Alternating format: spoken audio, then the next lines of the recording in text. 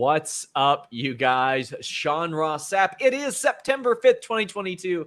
A happy Labor Day to all of you. We're here for the WWE post-Raw show that we are probably going to spend an awful lot of time talking about AEW on. My God.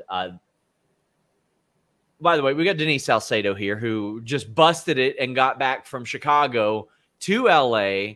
Was there doing the post-show scrum last night, got incredible footage. Go check out her footage, because I'll tell you what you won't hear on her footage. You won't hear somebody sounding like it's Home Alone 2 in a Talkboy FX. This is Peter McAllister, the father. You'll see the best footage that there is out there. Denise, great job on that. We had Will Washington there as well. If you want to check out that footage, you're going to see a security guard darting from the scrum. Shout out to Righteous Reg, who did that. And I want to shout out our entire team that did coverage this weekend. But Denise, quite a weekend for everybody involved, it seems. It certainly was. When you said happy Labor Day to everybody just now, it's like, oh yeah, it's Labor Day. Like, I didn't even remember at all. It has been a wild, like, yesterday feels like it feels like a roller coaster of a ride. And I can't even begin to describe to you what the experience was like yesterday being in that room. And then immediately following the scrum, the way that everybody was kind of like, I don't know how to explain this, but it was this thing of after the scrum, everybody was just like whispering with everybody else. All you saw was just like waves of people going like, what do you know? What's going on? Okay, what do you know? What's going on? I was getting messages while I was on the air. Fortunately, I had a great co-host, Julie Cutler, who is not short on her thoughts, and anytime like she sees me down like this, she's like, I better fill some time. So she was covering for me an awful lot. But I was getting word there's a fight, and then I would get word from you guys there, and then I would get word, hey, a security guard just ran through. I said this earlier. By the way, guys, FightfulSelect.com. Our subscriptions have exploded. I'm going to plug that heavily later on. But Jimmy and I did a show today. It was a Backstage Report live podcast where we talked about all the stuff that went down. But not to sound dramatic, but after the MJF thing, you know how that was for me. I had a little PTSD from covering that. It was not an easy thing to cover. And it was Saturday night, and I was like, I'm not looking forward to covering what happens tomorrow. I don't feel that way right now. It's so ridiculous and wild and stupid. And ultimately, are there some things that should not have happened in that backstage situation? 100%, absolutely. There's some dangerous bullshit that should not have happened. But ultimately, we're talking about people who pretend to fight, actually fighting. And it's some of the most compelling stuff that I've ever covered in my career. We're here to talk about that, guys. I know a lot of times we keep the AEW stuff off this show. We're not doing that tonight. We're going to talk about this because we know that's what you guys want to talk about, but we are also talking Raw. Daniel said, why did you not want to cover it? Honestly, man, I know that I did good work on the MJF story, and that was reiterated to me this past weekend by people who were close to it. And it was a really just horrible fallout from all that. And there were a lot of really bad people that were just really, really terrible throughout that process. So I wasn't really looking forward to it. And then all this stuff happened, and I'm like, oh, okay. And the fact that I was home, that made me feel way better. But I want to thank all you guys who tuned in throughout all the stuff. I mean, we had a 4,000 viewer AEW post show a couple weeks ago. We had a 3-hour review that you guys just tuned in for. Great numbers on the scrum footage. Denise's numbers on the scrum footage just killed it. Did they let you keep the money, Denise? What do you mean? Have they copyright claimed it yet? No, they haven't copyrighted claimed me at all, but I don't get copyrighted claimed anymore. They shouldn't. They don't. Should be on their whitelist. I was going to say at this point, I should copyright them. No, I'm just kidding. No, they don't copyright me anymore ever since the first time that it happened. And I tweeted about it, and it got like 200 retweets in like 10 minutes. So that was a little insane. And so after that, I don't get copyrighted anymore. Which I shouldn't. Nobody should. If you are in the actual venue recording, you should not be copyrighted. But if you still other people that were there in the venue and you still their content, oh brother, I copyright fast because I know my footage. I'm gonna plug Fightful Select much later on, of course, but subscribe. We are at over 9,600 subscribers. When we get to 10,000, not only do we give Denise a little bit of a pay bump that I promised. No, not a pay bump. You said a raise, bro. Don't be trying to change the wording on me now. It's the same thing. Oh, little pay bump. Don't pay bump me. You said a raise. A raise could be like $2. You said a significant raise. I remember, Sean. I will go back and pull that clip out. Okay, you should do that. Anyway, Denise said she will post the Braun Breaker interview. And I never said that either, by the way. You said that.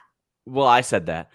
Jeremy in Sheer Delaware. You can't trust these dirt sheet boys. They just be throwing out there all sorts of stuff. You can't. Will Washington said he will show feet. Maggie from Coexisting said she'll stop smoking. Luis, our moderator, who's done incredible work, said he'll get a buzz cut. And what are you gonna do? Here, everybody's all putting themselves on the line, and you haven't offered up anything. Sacrifice my time and my social life to break scoops. But you should do a day in the life of Denise. That would be fun. That would be fun. You should do that.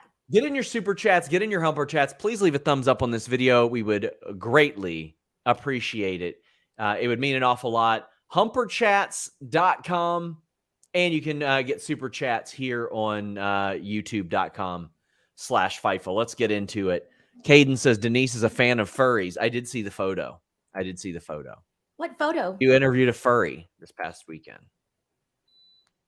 I don't get the joke. Sorry. I don't either. Muggs sent us a very generous super chat at the end of last night's show, or humper chat, and said, I wanted to send you love. Thank you, Muggs. Rob Reed says, I want Denise to go on a Punk style rant on SRS. She does it all the damn time. What are you talking about? Yeah, I won't do that. But anyways. Hogan says Sapp didn't say anything about 10K, but he said he'd show his balls at 50K. I did say that. Did you really say that? Yeah. Come on, 50,000, Denise. Do you have any idea how much money I'd be making at that point? And then they'd kick you off of Patreon, Denise, for showing your balls. Denise, you would grow balls and show them if we got to 50K. 50K? Bro. Do you know how much you'd be making for like an hour and a half of work per week if we were at 50K? Can everybody subscribe to Fightful Select right now?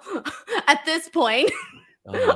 Call Me Crazy says, Sean, how many major news stories happened this year? I mean, the Cody Rhodes thing, Steve Austin returning from retirement, the Vince McMahon scandal, the retirement there, Triple H being put in control, all the AEW stuff, CM Punk's injury, that you go on and on and on and on and on, just all day long. Sasha Banks, Naomi. There's just so much. There's so much. Just an incredible number of things. Shadman says, Battle Rap lost a legend this past weekend in a tragic event. Amazing to see Corey Graves, quote, PAT, stay in his memory on Raw's main event. I didn't know about that. That is very unfortunate.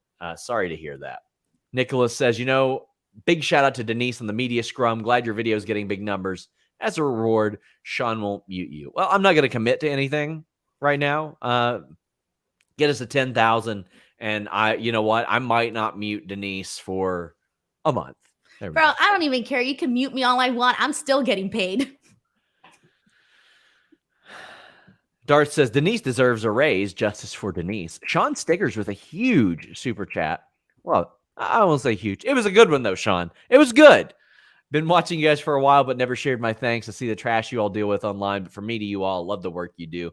The positive outweighs the negative. That's what we try to tell ourselves and all that. Ultimately, we've got pretty cool jobs. We get to hang out with you guys and talk about wrestling. And man, nothing beats that. Even on the bad nights, even on the nights where the content isn't that good, it's fun to sit around and talk wrestling with you guys. So we greatly appreciate it. We got Matt Reichel saying, I appreciate everyone at Fightful for their hard work. 427 people to go. And then we get 10K select subscribers. I love everyone. My prayers going to Kate. Have a great show, Sean and Hollywood Salcedo. Send your love to Kate. Her pup, unfortunately, gone. That's really unfortunate. She really loved Buster, and we hate to see that. Kate is a big part of our family, and we want to send her all the love. Joel said Sean's going to be able to put about 3 generations of Sapp through college with all these AEW backstage issues. I need to put myself through college. I got student loans to pay. I got a lot of money to pay back Navient right now. This is gonna sound really bad, so apologies, but I have to agree because, like, if it wasn't for the CM Punk rant, like, there was no way I was gonna profit anything off of this trip. So I gotta say, like, I was very thankful for the drama, and that sounds really bad, but I was thankful for the drama. Orlando says, I didn't know. I want to know what happened after the media scrum was done. Did you see anything? Did you hear anything, Denise? Well, the chaos was going on during the media scrum. So I can tell you what happened there. Please so do. basically, CM Punk comes in and he does his whole thing where he basically set up Nick Hausman to ambushed the guy. He set him up. So bless Nick Hausman, because that was a situation. Nick says, "Hi, I'm Nick from Wrestling Inc." And he goes, "Oh, well, here you go. Bam. Let me come at you at this. Aren't you friends with Colt Cabana? Didn't you do improv with him?" And Nick's like, I used to, but we're not friends. Yes. So he kind of, sets him up there and then goes off on, everything that he said. And it kind of got to this point where I thought, oh my God, just, just kind of lay low, do your thing here, see what goes on. And it was one of the situations where you didn't even have to do much because CM Punk was giving so much information out. And so, like, even if there was a different question that was asked about something else, it ended up going back to the situation with, all shots that he was throwing at, whether it be Colt Cabana or Hangman Page or the Elite or whoever it was that he was, throwing shots at, right? And so it was one of those things. The first thing that I thought was just, okay, make sure you're recording, sit down, and hope to God that CM Punk doesn't curse you out for being friends with Sean or something. I was thinking that, Sean. It crossed my mind. Yeah, of because course. there was a portion where he said, like, oh, like, fuck you if you're friends with anybody that reports on this shit, this and that. And I was like, oh my God, I'm about to get yelled at for being Sean's friend right now. That crossed my mind, Sean. Okay, so then afterwards, after his scrum was over and he left, and then I forget who was afterwards. Sorry, it was just like a blur of a night now. But we have the next thing going on, and there was this moment, and I think it was a Swerve and Keith Lee when they were on that the security guard situation happened because everybody was sitting down, and keep in mind we're all looking towards the right side of the room because that's where everything was happening. So that was my whole thing. The security guard, from what I remember, was on the left side. And then out of nowhere, we just hear like the man a bolt. Okay. Like he didn't even like run or speed walk. No, the man a bolted like a rocket ship. Okay. And everybody just like turned around and was like, okay, something's going on. Why would he leave the way that he did? But I don't think that anybody, at least not myself, thought, oh, there's a backstage brawl or something like that. No, I thought it was like, okay, security issues. It's a big venue. There's tons of people here. Maybe, something went down with a fan or something. I don't know. I was thinking maybe there was a production thing. I have no idea. Maybe he had to really go to the bathroom. I have no idea. So then after that, everybody just, went back to what we were doing. So there was a moment where PR basically kind of alluded to there being some guests that were coming up, and Tony Khan kind of promoted it like, oh, we have some big guests coming up, kind of like that. So it was plural. So we were expecting more than one person. And then nobody came, and Tony was like, oh, are they, like, I think he said something along the lines of, are they out there or something like that? I don't remember exactly. But then she was like, oh, just like a minute or something. And then he texted Chris Jericho. He texted Chris Jericho to come in. Say in our Fightful Select report, please subscribe. I got a lot of people that I talked to putting over Chris Jericho for his composure and him stepping up both at the meeting and in light of this, because there's no way he didn't know what was going on by this point. And he was composed during this scrum. Yeah, and sometimes Jericho, and he was a little different in this scrum too, so that should have also been a big indication, because if you've seen some of his scrums, sometimes he goes in and out of character, that sort of thing. This time he was very straightforward, just wanting to go in there, fill in, do the job, no bits, nothing like that. And so immediately after that, once the scrum actually ended, there was the last portion was with Tony Khan, and that Tony Khan will talk for up to 2 hours if you want him to, and this time PR was very like, that's it, Tony, like, that's it. We got to wrap. Like, that's it. We want a hard out of 12 minutes. That's it. And they were being like more so aggressive than they normally are. Those that don't know, Tony very much like usually just stays as long as he wants. And he'll say, no, I'm staying around. And he kind of did. He was like, oh, no, AJ Awesome has something to say. And the PR was like, no, like that's it. Like, that's like, they were really, really making sure to end it. And so then afterwards, usually in the PR after the press conferences, Tony Khan sticks around and chats with everybody. He usually gets, the second Tony Khan has a moment alone, you just see a bunch of people like go and crowd around him. And that did not happen. This time he was immediately taken out the door. He was taken away very, very fast. And then afterwards, it was literally just everybody in the press room kind of, coming out and walking out, and everybody talking amongst themselves of like, oh, what did you hear? And at that point, everybody had already heard the rumors that were already being, essentially that eventually ended up coming out afterwards. But those rumors were already going around by that point. And we have reported on this extensively on FightfulSelect.com. There's people got chairs thrown at them, hit in the face. There's rumors that people got bit, knocked out, rocked. We've got Larry the dog nearby. A lot of stuff like this. We have an incredible amount of detail. People that are surprised that the cops weren't called, who is expected to get fired, all kinds of stuff like that. On FightfulSelect.com, I have details on what WWE talent thought about it, because it was a hot topic today at Raw, and even outside of that. One WWE talent, and let me tell you, I'm going to drop their name in the private chat, Denise. But I was going to say you're going to drop their name. No, I'm going to drop their name in the private chat, Denise. But the person said if they can't make money off of this and get over their problems, they got no business talking about who draws a house and who doesn't. I just dropped you the name in the private chat. That person carries enough weight to say such a thing, I would say. Yeah. Oh, yeah, for sure. There you go. So, I mean, like, this isn't just somebody throwing it out there. People saying, oh, work. It ain't a work. It is not a work. People got hurt. People are lucky they didn't go to jail. Let me just say this to you again, guys. I said it when Cody left. I said it the first time when MJF had the argument in March, when I was like, this is going to come to a head, might come to a head like Vegas.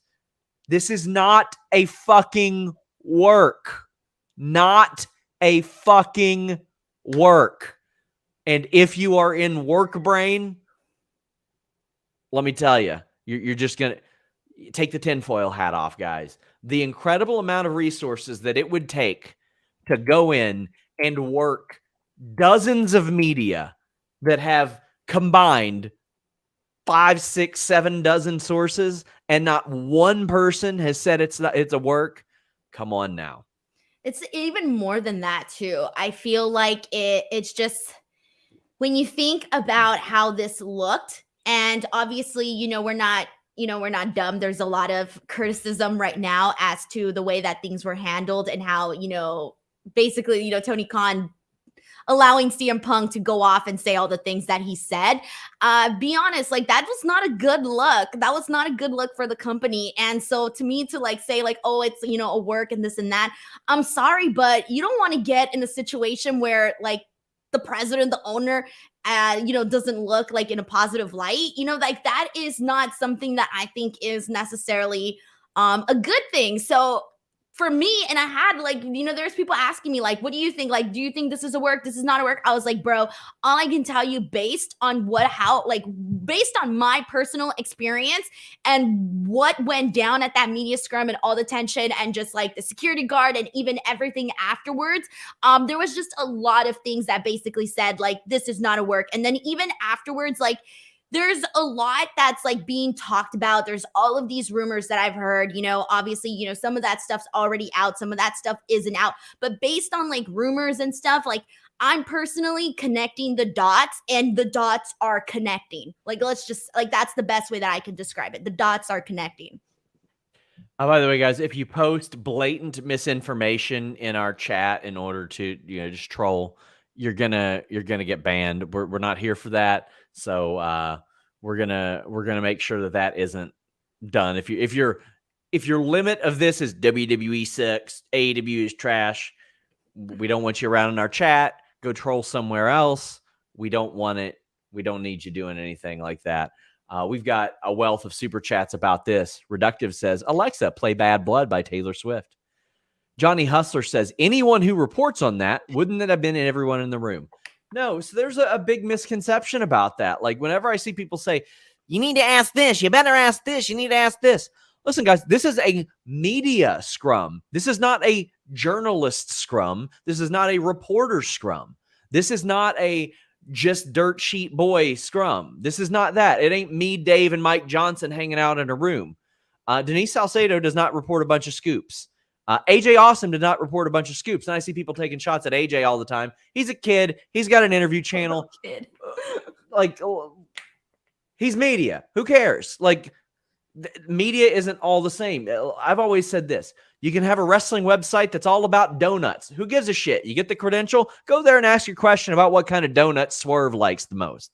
Like it's not always people have different angles, and this isn't just for pro wrestling. As somebody who comes from an entertainment background, there was things that I would see that, certain outlets were asked certain types of questions because that's what they cater for. That's their audience, that's their model, that's whatever their situation is. But that's basically how things go down. Yeah, I mean, media comes in a lot of different shapes and sizes. We got people that cover very specific things on Fightful. I wouldn't expect them to ask necessarily scoop questions. They're going to ask something that is more appropriate for their content, and there's nothing wrong with that. That's where the joke came from. If any of you ever hear us say, "Oh, I'm going to ask them why they haven't fired Velveteen Dream yet," that's a running joke because we would get just bugged on Twitter all the time. Ask them why they haven't fired Velveteen Dream yet.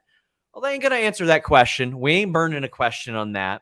We've asked them 10 times. We're not going to ask them 11th time. You got to be cognizant of the answer you're going to get, the assignment that you have, the type of content that you have.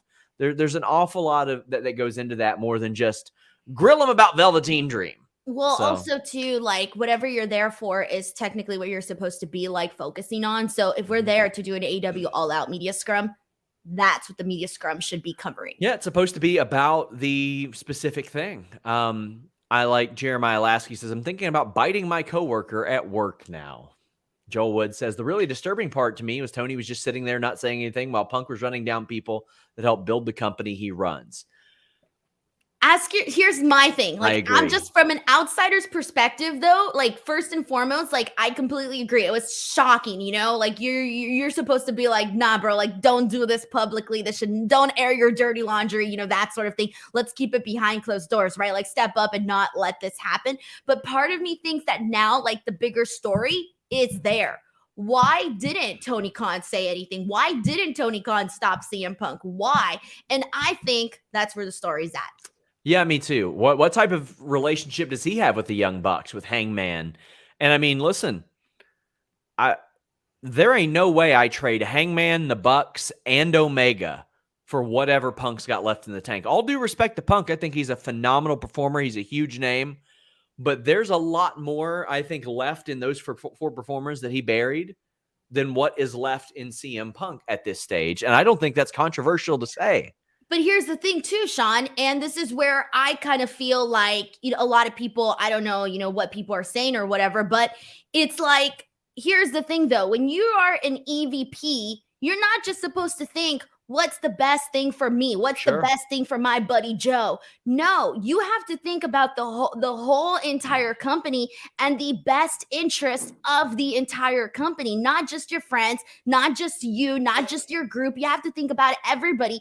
And I know that a lot of people, there's a lot of heat on CM Punk right now. I've seen it all over the internet, but people cannot deny that CM Punk is obviously a draw. He's a very popular person. He was, is a big deal. And so for me, like, I feel like it should have never gotten to this point. There should have been an agreement from the very beginning of like, all right, we all like, all these stars, all these people need to, I hate to say the word, coexist for the greater good of the company. Why? Because I'm an EVP and I care about the company as a whole, not just myself. So in that portion, like, I do see where CM Punk is coming from greatly on that perspective of things. So, yeah, we've got so many different just super chats, humper chats about this. Just an unbelievable amount. Thank you guys. We greatly appreciate it. Just a reminder, every week I do a Q&A show on FightfulSelect.com, so subscribe. Rob Reed says, wait, who could hate AJ Awesome? Kid's a sweetheart. Jealous people. That's who. People that think that they deserve to be there and he doesn't when he travels.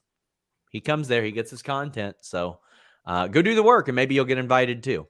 Javier Duncan says, we got out of the pandemic and it seemed like all the wrestling news that should have happened over the last 2 years is happening this year. Yeah. Let me tell you, I covered MMA and pro wrestling both. And I stopped covering MMA because the juice wasn't really worth the squeeze for me. And I've never been happier that I put all my eggs in the pro wrestling basket.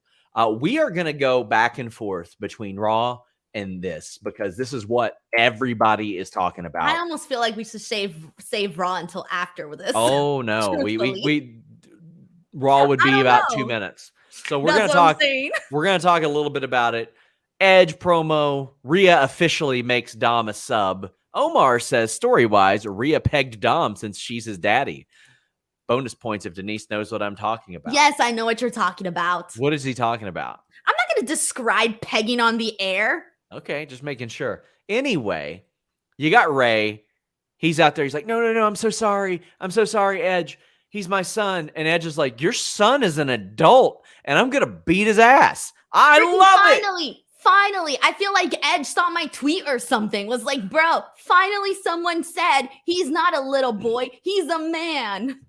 As somebody points out, we went 3 hours on this last night. So yeah, we're not necessarily going to just go into just AEW then Raw, but this led to an ass whooping. Rhea said that she has made Dominic a man. The inference that is being made on this show, like I like they're doing, Sean. They know what they're doing. I love it. And this got Ray eventually to challenge Damian Priest to a match, which we saw later on. Damian Priest would defeat Rey Mysterio, and Dominic is going to face Edge next week.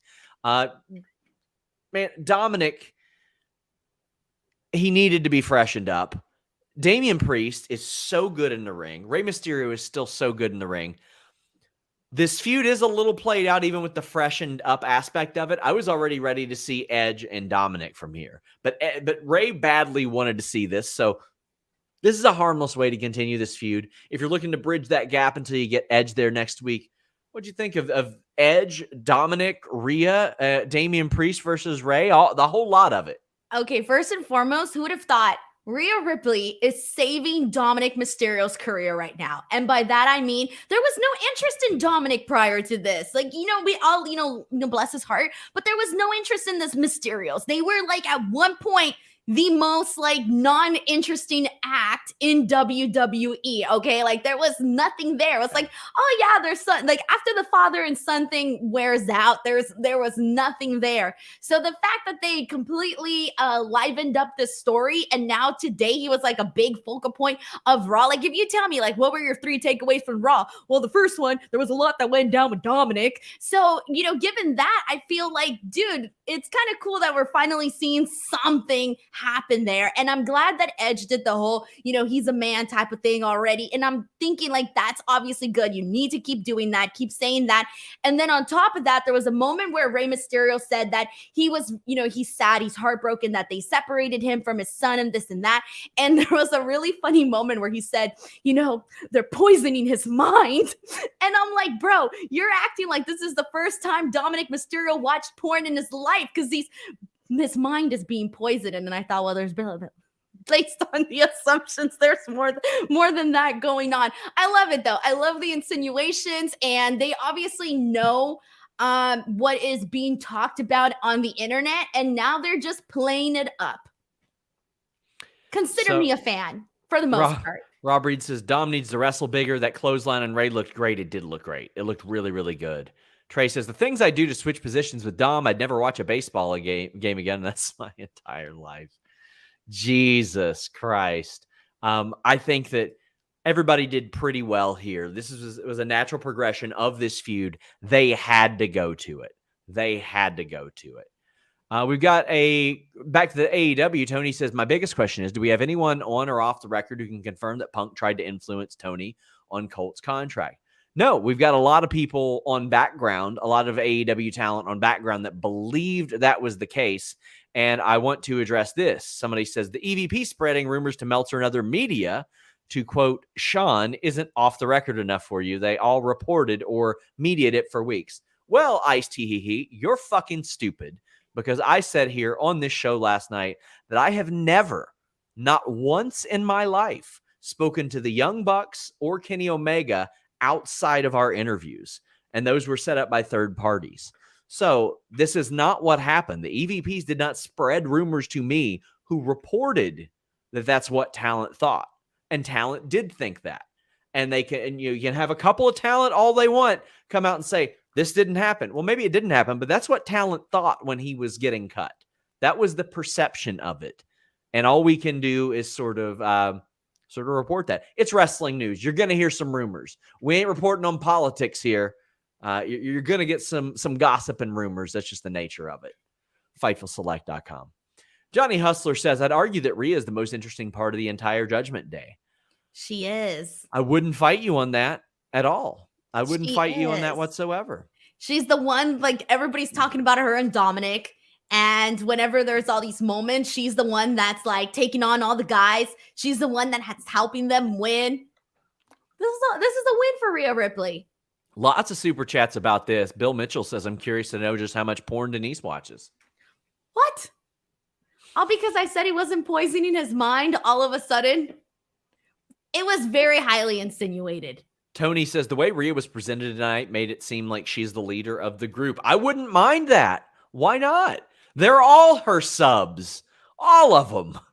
Dream Ninja says, a little too much for me, Sean. A little too much. Not the viewing audience. She is Poppy. She's the Poppy of that group, Denise. Okay. Damn. I just feel like making everyone say that they're her subs is a little too much. Not really. Dream Ninja says, in the end, this whole thing is making Rhea into the most badass of all badasses, and I love that for her. She's a special talent, and she's the leader. Yeah, I completely agree. I think she is a special talent. And oh my God. What if they do a thing where like you can go online and sign up to be part? You know how when they did like, sign up to be part of the Dark Order? What if they do something like that, be part of the Judgment Day and be led by Rhea Ripley? Can you imagine how many signups I would get? Yeah, I think that you should give that a go. You should give that a go. Shout out to Ice T that sent us a super chat to troll, and it ain't getting read. Oh my God. Hey guys, by the way, if you come in here and say AEW just released a statement and they didn't, like I've had like 3 or 4 people do, well, you're going to get banned. Like, stop following for shitty accounts. Employ some media literacy. Go look for the check mark at the top of the Twitter account. My God. Will AEW fire Punk? Doubt it. Rob Reed said Linda Miles walked so Rhea Ripley could run. Linda Miles was not good. Lorenzo says Rhea being Dom's Mike is good stuff. I don't know what that means. Oh, must suck to not know something, huh, Sean? What does it mean? Mr. Dirty Boy. What does it mean? What's it mean? They didn't ask me the question. They asked you. They didn't ask me. Jason says, does Dom get an emo version of Regal's Real Man's Man for an entrance theme now? How would the emo version sound? Amazing. That's how it would sound. It's a man. Such a man. I don't know. That would be incredible. Brandon says, Rhea is doming Dom. Dexter may very well be pegging Miz, and you thought Raw wasn't going to TV 14. Okay, then. Well, we've got more AEW stuff. Bako5 says, it seems AEW started imploding when Cody left. He had incredible foresight. Harold says, a Khan losing control of his organization because he's hiring the wrong people. Never saw that coming. Signed a Jaguars fan. Damn, that is cold. Joe says, could you imagine Wrestler's Court Undertaker would have overseen if Punk did that in WWE? It wouldn't have happened in WWE. It just wouldn't have happened. The closest I've ever seen was Batista when he returned briefly. He had a media conference. He's like, this kind of sucks. Like, man, that's the closest I've seen. It wouldn't happen in this public type of way. Yeah. Bako 5 says a Punk belittled TK and acted like he owns the place. And DDM says if Dynamite doesn't crack over 1 million viewers this week, I don't know. It's must-see TV. I think it is must-see TV. I think you got to see who's going to say what, right? I mean, what can you expect, though? Like, I mean, it's going to be very, like, telling what happens. I mean, it depends. Like, let's say you have somebody cut a promo and it ends up being, like, you know, a shoot or something. Like, I just don't know anymore. I really don't know anymore. Do you, like, you either lay down the law and then don't have anybody go out there and say anything that they shouldn't be saying, or you just freaking, like, ride the momentum that you got right now and just, you know, make it into a storyline? I don't know. Are they even in the position? I don't even think they're in the position to do that yet, because you have to have everybody in agreement to do that. We got Nick saying, with your knowledge in the entertainment industry, what do you think the best reaction would be from Warner Brothers Discovery regarding last night? Denise, I would say wait till Wednesday, see what the number is. Yeah, and also they just need to see how Tony Khan, basically how Tony Khan handles this.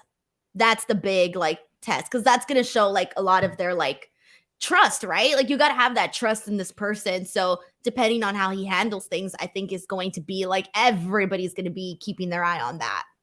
Leave us a thumbs up, guys. We'd greatly appreciate it. Vin with an incredibly generous super chat says, Tony knows all about what Real Tension does for business. He's been looking for something to take away momentum from WWE. Perhaps he's gone Russo.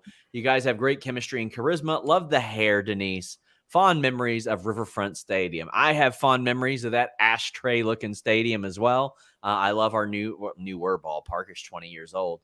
But Synergy Field, Riverfront Stadium, loved it. A lot of great memories there. I do think that if you get caught one time faking a backstage fight, nobody, like, you kind of, that doubt will just sort of always be there. You know what I mean? Why is it so hard to believe that people don't like each other? You're going to sit here and tell me that everybody likes each other? Like, no matter where you work, there's always work politics. My grandma had work politics. Think about that. Yeah. Everybody has work politics. It would be ridiculous for us to think that everybody likes each other. Yeah. I mean, I don't understand why it's so hard to believe that these guys with, you know, that are stars with, you know, egos and pride and, you know, different mentalities, why wouldn't they have beef with one another? I completely agree. Gone full Russo, I wouldn't say that. Implementing the objectively most buzzworthy things about pro wrestling, sure.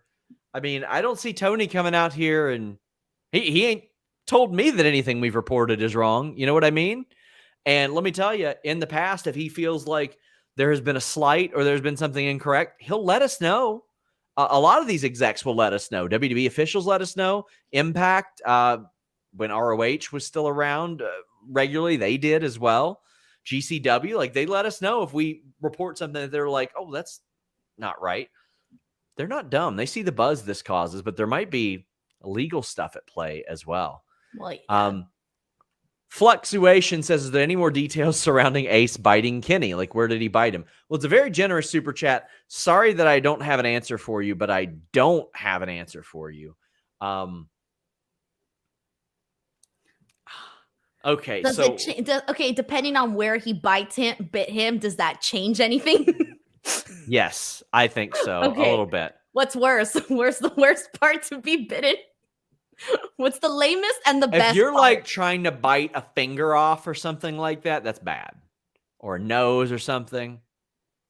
But like, how can you be, if you like tried to bite him on the ass or something? Like, how can you even be mad at that, right? I don't know. It depends on like what positioning they were in, what was going on at that point. We need some context. We do need some context on the bite. The arm to me seems like the most obvious. Like if you're in a fight, maybe you're something and you decide to do a bite. I don't know. That's where most biters bite, is on the arm. That's where you see it, a shoulder or something like that. You don't want to bite somebody on the ass for sure. You don't want to do that. That would be just too much. Mike Tyson bit a man's ear off. I know. Sorry I couldn't provide you with an answer. Thank you for the very generous super chat. We greatly, greatly appreciate that. Okay, also, that's what we're going to be expecting that's what's going to get us to 10K, the spot of where the bite happened. We got a lot of people signing up during this show too, and I want to thank you guys so much for that. Please head over to Fightful Select. I cannot possibly underscore how much news on this we have over there. Daniel says Tony needs to lay down the hammer, right? Yeah, I think he does. I think he needs to get him in a room and say, get over it. Get over it or figure it out. Rolling Courage says Denise needs a kendo stick for these situations. And Cameron says, biting is such a crazy thing to do. What is this, kindergarten? Somebody asked me on Fightful Select, because I did a live thread tonight, what situation would you bite somebody? And I'm like, a dick twist. That's about it. That's about it. Somebody said PWI reported there was no biting. There's a lot of conflicting information on whether or not there was biting in that situation. And unless you were in the room, you don't know if there was biting or not. That's okay. Well, Sean, here's the thing to think about though. If you're on a 3-on-2 situation, Punk, Steel, the Elite, you're outnumbered, you're going to have to like think of ways to like you're going to be in fight mode, you're going to be like, well, fuck it. We're a man down. I'm going to freaking go all crazy and bite somebody. Yeah. And by the way, I didn't see PWI say anything about a bite. So if you could send that to me, I would love to see that. Plus, myself and numerous others, still getting information on it. Just unreal. But we are gonna go back in. We're gonna weave back in.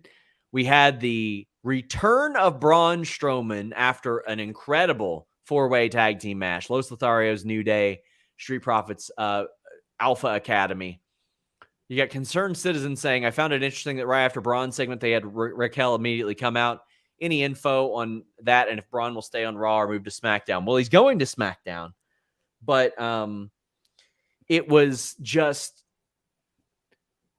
something that we knew was going to happen. Braun coming back. I even reported today on FightfulSelect.com. Please subscribe. There was going to be an overturned car to kind of like hint that Braun was coming back, and that's what happened.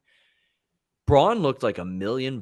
Physically, he looked better than he's ever looked before. The offense looked great. They immediately said, hey, in case you forgot who this guy was, he's going to dominate 8 people at one time. Was it good for the tag team division? No, not really. But I'm glad they did it. If they were going to do it, I'm glad they did it after like 15 minutes of them wrestling. These people had beat the absolute dog shit out of each other, Denise. Beat the shit out of each other. And then Braun Strowman, a former Universal Champion who was in a WrestleMania title match, who used to just mow down Roman Reigns and turn over semi-trucks and stuff like that. He came in, he picked the bones, and he did it in a heelish way. I know a lot of people don't like the stuff that Braun says. I'm with you. I think it's a little ridiculous. FightfulSelect.com had some news on that last week. But we also reported that he was likely coming back. He was, for the WWE system, I think he was a very good performer until they neutered him, Denise. When they gave him Nicholas and he did that. I was there for that. Oh, I'm sorry. And me and Alex used to make the running joke, Denise. When he was like flipping Roman Reigns off of loading docks, we're like, how long? How long will it take until he's out there saying, Cricket Wireless is the nation's leading wireless service, and dancing around with like the little mascot and all that? We knew it was going to happen. That's what Vince always does. The match was very good. What did you think about Braun? Well, first and foremost, I'll start off with the TV portion of it. So Dude, he looked great, man. He came in there. He looked like a beast. He's very much in shape. I thought I completely agree with everybody that said that he looked better than he's ever looked before. I thought that you could really feel like the Braun Strowman intensity. I thought he brought it in all sense of the way. I didn't think, like, I know some people were like, not liking how the debut, like the return actually happened, but I'm like, whatever. Like, it's fine. To me, it didn't matter to me. Like, it didn't matter to me at all. Like, I just thought he looked great. Good for him. But I can't help but to kind of just like laugh a little bit though, because it was like a week and a half ago or so, or 2 weeks, I don't even know how long, that he's putting out these comments about how, all this stuff about the control your narrative and, Tony Khan and the money and Tony Khan's dad and all of the comments that he said. And then I'm like, where did we go from that, feeling so passionate about that, to all of a sudden you're back in WWE? So that, for me, I'm interested in knowing what went down in between those two, those two things. Oh, man. I'm glad to see him back, at least from a performer standpoint. I loved the feud. With Roman Reigns and Braun Strowman. I thought it was one of the best of a pretty dark 2017 for WWE. So I want to see what he can do. Omar says, not finished with you, Roman. There you go. And you got a guy who's immediately a title contender. And I think he's going to add a lot too, Sean. I think he will. Yeah, He'll add I agree. In Simmons says, Braun and Reigns better have a run in. Oh, I think eventually they will. Morg says, why did Braun have to win a perfectly good fatal 4-way number 1 contenders match? Gave me flashbacks to when he won the tag team battle royal. Yeah, I don't disagree with that. If you're going to do that, like, I would have different personnel out there for it. Like, I did enjoy this match. It did feel like a bit of a waste. It was to establish that that Braun was back, though. We got Lord Zypher says, give me Braun Gunther immediately, please. I would like that. We've got, man, just so many people still wanting to talk about that. But we've also got some people still talking about Rhea. Terry Allen Jr. says Dominic's development with Darkness is interesting. I'm interested to see where it goes. K-Lover Vibe says Rhea Becky feud of the year next year, guaranteed. I think that would be great. I would love to see them. I want to see Becky with new people. Chris says, is Rhea cleared to wrestle since her match with Bianca was canceled? She hasn't wrestled. That is very interesting. Well, they've got her involved with this story. I'd be surprised if she was able to do anything if they didn't necessarily clear her to some degree. Michael says, am I the only guy on Punk's side? Love the hair, Denise. Love the show as always. I'm not sure where I stand on that. There's still a lot of questions that need to be answered. I lean a little bit more towards CM Punk's side. And I know that that's a little bit of the minority, but I just, I think the way that I think and just basically what was put out there, I know that everybody's like, oh, CM Punk's a jerk and this and that. But I'm like, I don't think he's like a lot of what he said. I would be mad too, like if it was me. So while I don't agree with everything and how things were like aired out, I do agree with a lot of what CM Punk said. What else do we got here? N. Simmons saying, interesting, Kofi, Woods, and Montez didn't get beat up. Well, if there's 3 you're protecting in that situation, it's those 3 guys. And I think that's worth them doing. We got a lot of people asking about Malachi Black. I want to say this. I'm working on it. I'm trying to find out.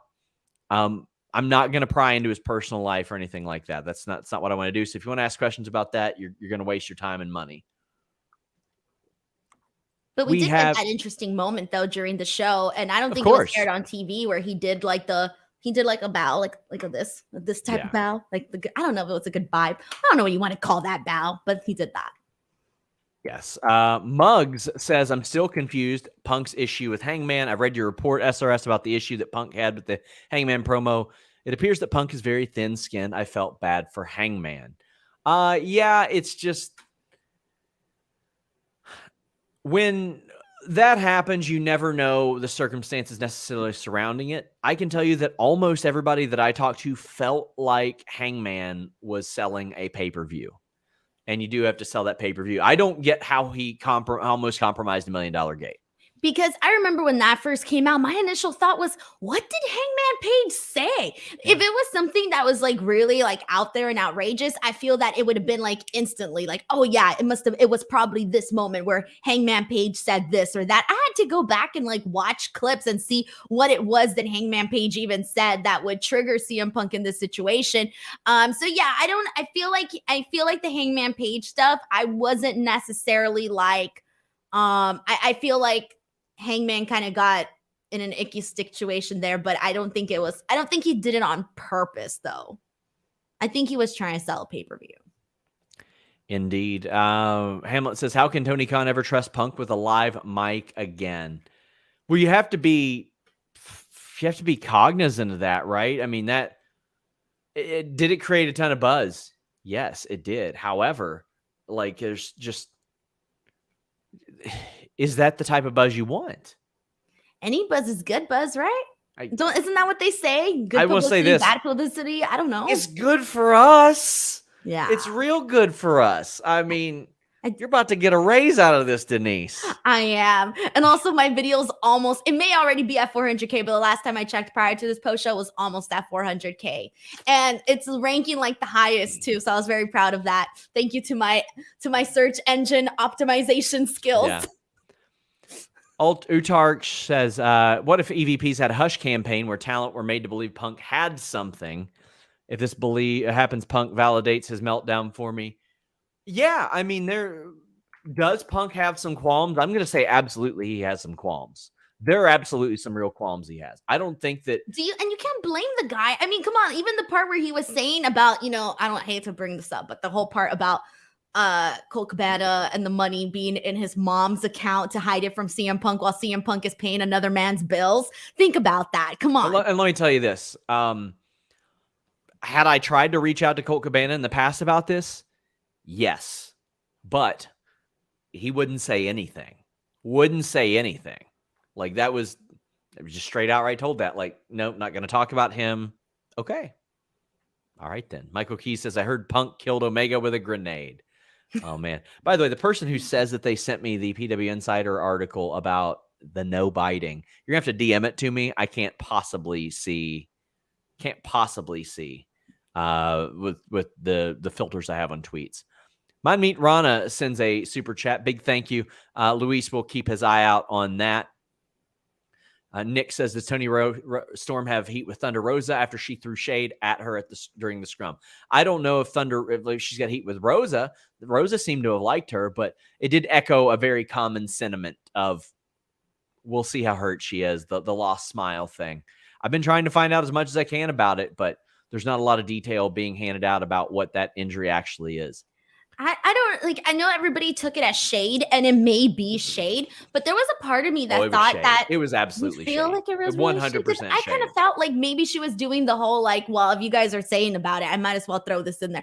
I don't know. Oh, I think it was 100% shade. It really sucks, honestly, that's happening. Brandon Charles Powell says Raw was fine, but let's talk about what we're really here to talk about. What's the name of that bakery Punk mentioned? Mindy's Bakery. They're closed. They're not open till Wednesday. I know. Wednesday, they're going to have a line. They should have called an audible and opened today. I was dying to make that joke. It was like, I was dying. I was waiting for this moment, Sean. I'm so proud of you right now. That was fantastic. Oh, Jesus Christ. They're not listening to the crowd. They're not. Come on. They're going to have to open up a pop-up store at Arthur Ashe and make it right. That's what they're going to have to do. For reals. I'm freaking Mindy's right now. I'm freaking celebrating, singing hallelujah. Jordan says for Punk, having an open door policy sort of does pick his moments to air grievances in the public. That these are all reasonable complaints, I think, as well. And this is the only thing you guys want to talk about. So let's go ahead and get through Raw. Kevin Owens defeated Austin Theory. I got to put over Austin Theory here, though.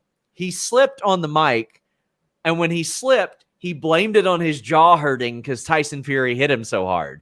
I noticed that part, but what did he slip in? I can't remember, but he was, instead of doubling back on it, he stuttered, and then he was like, ooh, Like my jaw. I love that. That was a pro move. A very pro move. He sold it so well. I thought it was part of the act. Yeah. We got somebody saying for 10K subscribers, is it possible to add timestamps and talk about match topics? We're so all over the map, it'd be hard. We'd have to hire a whole different person for that. But if anybody wants to submit them, I'm here for you. I'm here for you. Kevin Owens gets the win. Kevin Owens is on a run. And Kevin Owens is another guy that's been heated up. And if they put him in a title match just randomly, you can look at it and you can say, oh, he's won a bunch of matches. Of course, he belongs in that title match. Denise, I love this. Okay, so like no lie, prior to the show, because all my shirts are like, I have like Buck shirts, I have the Hangman shirt, my CM Punk shirt, and I was looking through my drawer and I was like, I can't wear anything that shows anything. What shirt should I wear? And then finally I found my Kevin Owens shirt. But anyways, dude, I loved this match actually. I really, really loved this match. And there are two moments that I in particular want to talk about. One was that swanton on the outside where Theory got his knees up. And I want to give credit there to the camera work for that. We don't often give camera work any credit over on the WWE side of things. But seriously, I loved that angle in which there shot was some that. good production multiple times on this show. Yeah, that one was definitely one of them. And then the other thing that I want to shout out because it just looked absolutely gruesome was the part where Theory practically decapitated Kevin Owens' head when he tossed him into the steel steps. Oh, that looked really that looked brutal to me. So that stood out to me. And honestly, what can you expect? Kevin Owens just goes out there, he puts on exciting matches. Like the dude is always brings it, okay? Like it doesn't matter if it's it could be like a nothing match and he'll go out there and put on a great show. So man, kudos to him. I also love the promo that Austin Theory did where he basically told him like, you're just jealous of me because you haven't even held gold. And look at me. I came in and I'm already holding the money in the bank. Oh, I loved that. That was great. I thought that the last couple of weeks have been looking a lot stronger for Theory. And I feel like this is a good thing, a really good thing. Like I'm feeling like a fan. Kevin Owens keeps killing it. Speaking of Canada, we are tossing around, guys, the idea of doing maybe some sort of a live show ahead of the AEW Dynamite in Toronto. Now, those of you familiar with the area, we're still tossing around ideas. Hit me and Jimmy up on Twitter. Hit Joel up on Twitter, Joel Pearl. Let us know what kind of environment you'd like, what day or what time works best for you, all that good stuff. It's something we're tossing around, so we want to gauge your interest. Because I don't want to become the Lonely Virgil meme. I don't want to be that. I don't want to be at some Irish pub just like, oh. And that's how I feel like Denise, when they were going to do that wrestling show with my name on it, I was like, what if nobody comes? What if nobody comes? And I'm just sitting there with my fanny pack with no money in it. You know what I mean? Yeah. Look, all I'm saying is I don't even know what to say. That's actually all right. Well, we got James Stalling says, honestly, when Punk came back, I was like, yes, but as much as I love him, I love AEW more. So if Punk needs to go away, that's what needs to happen. So you're making sure you have fans, Sean. Make sure you have some fans. We just had a super chat, Denise. Sorry, I'm just dying at that. Okay, continue. But yeah, I agree. Like you can't have a person poison the well. That's the approach I take with Select and our audience. If there's somebody that I think is poison for our audience, sorry, you're not going to be around. I'm poison, Sean. Kick me out. Rob Bass says, if Ace gets fired, will this cause more backstage problems with Punk moving forward? Could Punk get suspended like Kingston? Whoever instigated it absolutely should get suspended like Kingston. There has been a precedent set. I'm sorry, but if you throw a chair at somebody or something like that, you got to probably deal with it. You just probably got to deal with the fact that somebody's getting fired or suspended. Skywalker Club says, drama aside, I'm sold on Ace Steel, Kenny Omega dog collar match. I don't remember the last time Ace Steel worked. I don't know if he's still active. 2 years ago, I think. Let me see. He's 49. No, he wrestled in June. Oh shit. He did AEW. Jimbo says, feels like Jericho's the Undertaker of the AEW locker room. Tony's true right-hand man, has his back. Others call themselves leaders, but Chris acts like one. I mean, he's acted up a few times in his day. Like, we've all got those moments, for sure. We've all got those moments. He feels like the person, I think, that even if he realizes like there's all this drama, I feel like he's the person that could be like, hey guys, like let's look at the bigger picture. Let's step back for a second. And obviously he has enough respect in the locker room where I feel like he is that person that if he wanted to be in that position, he should be in that position. So much experience, Joel Wood says, if you have heat with Hangman, I'm going to assume you're the problem. I've never heard anybody say a bad word about the guy. The only bad things that I heard people say was that he was knocking the shit out of people for a while with the buckshot, but then Arn Anderson kind of said, like, stop doing that. And he was a little more careful with it.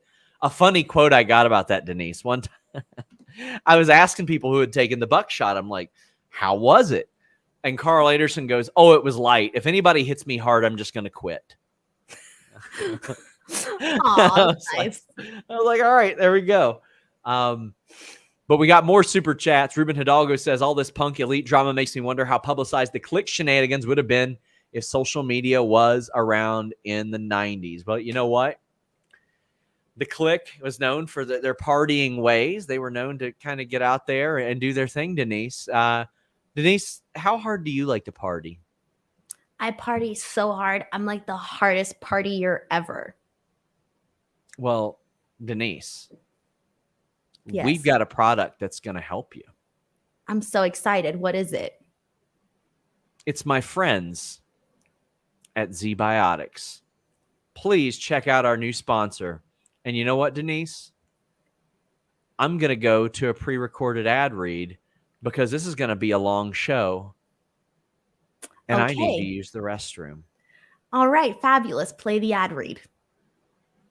Do you think you can hold down the fort if I'm gone? If you're gone, yeah, I'll just come back and be like, Sean's still taking a shit. I'm not taking a shit. Don't lie to us, Sean. Don't be that person. Denise. It's normal. It's okay. Denise. We know it's all about But we're hitting the end of summer, start of fall. Wedding season is going on. But despite all that champagne you're going to be drinking, you can look forward to brunch the next day because you can have Z-Biotics with you. You can get in your daily workout and all that stuff the next morning. But up until recently, if you have a few drinks the day before, that wasn't going to happen. Now you can drink Z-Biotics before any alcohol and know you're going to be able to stick to your routine. You can bounce back the next day without any issues. Z-Biotics pre-alcohol probiotic is the world's first genetically engineered probiotic. It was invented by PhD scientists to tackle through rough mornings and drinking. Here's how it works. When you drink, alcohol gets converted into a toxic byproduct in the gut. It's this byproduct, not dehydration, that's to blame for your rough next day. Z-Biotics, however, produces an enzyme to break this byproduct down. It's designed to work like your liver, but in your gut where you need it the most. Just remember to drink Z-Biotics before drinking alcohol and drink responsibly and get a good night's sleep for your best tomorrow. And how about this? We're going to get you a great deal. To get Z-Biotics and try it for yourself, go to zbiotics.com/Fightful and get 15% off your order when you use Fightful at checkout. It's backed with a 100% happiness guarantee, money back guarantee. So if you're unsatisfied for any reason, hit up Z-Biotics. They'll give you your money back. You got nothing to lose except for, that bummer of a next day. zbiotics.com/Fightful. Here we are. K775 says, did you hear anything from WWE about Tony's rant about Jim Crockett Promotions and him having money? No, I mean, it was just, they don't really talk about that unless I ask them. It used to happen a little bit more like last year and the year before. I would hear from people that are like, what's going on here? What's going on here? Like, oh, you don't think this is ridiculous type of thing? Not as much these days. Mo says, crazy to think Punk has had Larry all these years, but the first doggy cone he has to buy is for Ace Steel. My God. No comment. WrestleJoy, thank you so much for the generous donation. Says, doing great work, Sean. The whole situation is unfortunate. not much to add. It's up to TK to sort this out. And from everything he said recently, he leans toward Punk over anyone else. Denise, it's hard to feel like he doesn't lean towards Punk after what we've seen and heard over the past several weeks. From him calling out Hangman, putting him in that position, to what we heard about, oh, well, maybe he won't show up at Dynamite one week, to what we've heard now. That's what I'm saying. Like, what else is there? There's got to be more to this, because you don't just not no. Like, if someone's talking, Sean, if you were, oh, never mind. You're not the right person to ask that. I was gonna say, Sean, if someone's going off talking shit about me, are you not gonna say anything? Or are you just gonna nod and be like, oh, and I'm one of your employees? Like, no, you're gonna be like, okay, you know what? Let's don't do this now. Settle your grievances at some other point, But it makes you wonder why. If you go back and you watch the facial expressions, you can see the nodding and a little bit of like, go back and watch the facial expressions. It's interesting.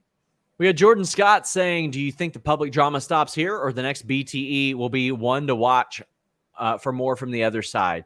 I think they'll probably make some references to it or something like that. I think there's a good chance that we're going to see some references. We saw a Johnny Gargano reference tonight. He did an interview. He's returning to the ring next week. I just like seeing Johnny back. Good to see him back in the ring next week as well. Like, so far, we have only seen him as an on-screen personality the first 3 weeks, Denise. We haven't seen him wrestle since December. I think it's funny, though, because they were like, oh, yeah, he's going to make his return and he's going to be in the ring. And everybody popped, right? Obviously, you should. My whole reaction was like, well, duh. Yeah. At some point, we were going to be expecting him to actually wrestle. So, yeah, I'm excited to see him wrestle again. We've got Damage Control doing a promo. We're going to see Badass and Bougie, I think it is, against Damage Control next week, a rematch for the titles. Now, this was preceded by Aaliyah and Raquel defeating Doudrop and Nikki ASH. KE775 says, do you think we're approaching the return of Nikki and Piper? I think if they were going to do that, they should have done it in NXT. I think that would have made a lot more sense for the build to that match. But I loved the finish of this. Raquel powerbombing, doing the tornado bomb to Doudrop was a phenomenal finish. Fantastic. What did you think about the match itself? I agree. I thought it was perfectly fine for what it was. And I think that they got the point across that they wanted to establish or give a little bit more credibility to Aaliyah and Raquel as the champions. And they made sure to make note of that also when the finish actually occurred. And I love the finish too, because it's like, that was the one thing that I think really worked when they were doing Bianca and Doudrop, was the fact that they were showcasing Bianca's power by the fact that she could lift Doudrop and do all these things. And oh my gosh, she hit the KOD on her. And then they did the exact same thing with Raquel and Doudrop. And I feel like that's a smart way to kind of, just implement a little bit more into the person that you're trying to build up right now. And clearly they're adding a whole lot to Raquel. And I feel like they're doing like a somewhat pretty decent job with her, because I wasn't sure, like when she got moved up to the main roster, it was during a period where a lot of people that were getting moved up to the main roster weren't necessarily, having the runs that you were expecting. Yeah, of course. And well, I may have not pictured Raquel to be in a thriving, or not a thriving, but to be in a tag team with Aaliyah. Well, that was unexpected. I do think that they're at least like, they're highlighting her very well, I think. Damage Control, Bianca Bel-Air. We are setting up for the Bianca Bayley match there. How do you feel that they prepared for that tonight? I've been feeling good about that ever since even before Bayley got injured. I was loving everything that they were doing there. And then at Clash at the Castle, when she actually pinned her, it was a big moment where you're like, okay, here we go. We're getting somewhere here. And I thought that they did a pretty good job following it up today, mainly just because I think that they have really good chemistry together. Mainly so, I think Bayley's just doing a phenomenal job, man. She's doing such a freaking good job. Like, she's got the stuff down. She's got the stuff down. And also, she's working now with a different Bianca Belair. The stuff that they did in the past was great and all, but that was at the start of Bianca's run as champion. She was kind of just getting her footing going, and now she's been through so much more. So we're kind of getting like an elevated version of, Bianca and Bayley. So I'm looking forward to this. I like this. Marcelo says there's a serious debate to be had here whether people are forgetting what's more fake, the CM Punk Elite Drama being a work or Ricochet's beard. Oh, my God. Would you guys stop with that? Stephanie says, I live in Chicago. Mindy's is closed on Wednesdays, too. Thursday is going to be wild. Damn, they're going to have to open up. They're going to have to open up. Vin says, match of the weekend. Lee versus Swerve and Acclaimed, Walter, Gunther, or something else. Crowd reaction, Lee, and it's got to be Lee and Swerve against the Acclaimed, but I preferred Walter Gunther just slightly. It was very, very good. Yeah, I think aside from the trios match, and the trios match to me was match of the night for All Out, but in terms of like, I really love Sheamus and Gunther too. Like they really knocked it out of the park. They're up there with like the best match of the weekend, period. But the crowd was, oh my God, it was so crazy. That was the loudest people got aside from the main event and the MJF stuff in that building. Full White says, Colt Cabana must be said something inappropriate and said, must have something good for everyone to be fighting over him. But regardless, Punk is not wrong on this. The Elite needs to grow up. We will learn why. Adam Weller says, off question brought by Cricket Wireless. Do you see more fun branding stuff happening like Southpaw and less clumsy tie-ins with like priests and zombies? Thanks as ever from 5 a.m. UK. Thank you for all of you that are staying up with us. Please leave a thumbs up. We greatly appreciate it. I still think we're going to see some tie-ins. I don't think they're going to be as egregious as the zombies, though. Like maybe the Pure Life water thing that Miz and Morrison did. Kid named Brock says drove an hour to Lexington to watch All Out at Lex Live Theater. That's like 5 minutes from me. It says the stream cut out before the main event with no stream. We read your live tweet, Sean, lifesaver. Well, thanks for that. I mean, you all probably could have just came over to my house. I live 5 minutes away, but sorry you all missed the main event. Ty J says that sometimes in those theaters they plug out like right at the moment. It's ridiculous. Ty J says, thank you for all your hard work this weekend. Wrestling fans appreciate it so much. Almost to 10,000 subscribers. On a completely unrelated note, do you have any news on Coda? Miss him in wrestling. Last I heard was that he wasn't ready physically. Now, I don't know if that's still the case. That was early last month when I heard it. So I don't know. I can't pretend that I'm exactly plugged in with Kota Ibushi. I don't speak Japanese, but I'll try my best to find out. Baked Live says, much love from Baked Live to the Fightful crew. Thanks for keeping the news real and not nonsense dirt. You the real ones. I did get your email, by the way, about an hour ago. People from Baked Live, I want to thank you guys. You guys have definitely saved us a number of times when things like our streams cut out. So big thank you. A lot of love to the Baked Live people over there. Meet Normus says, any update on law enforcement getting involved in Ace throwing a chair? This ain't the NXT parking lot. There need to be consequences. I know that was a concern. One person I said is that they were lucky there weren't any arrests. But we've got Rollins and Riddle video. We saw the interviews from Cardiff. I thought this was a good way to follow it up with both of them off the show tonight, Denise. Like we see them. We see the aftermath. But it's like Seth's ready to move on. And I think it was probably smart of Adam Pearce in storyline to be like, let's not bring him back, because if we do, there's no way we're going to be able to keep them apart. Yeah, it was fine. Honestly, all of that was harmless. It was okay. It was all right. It was all right.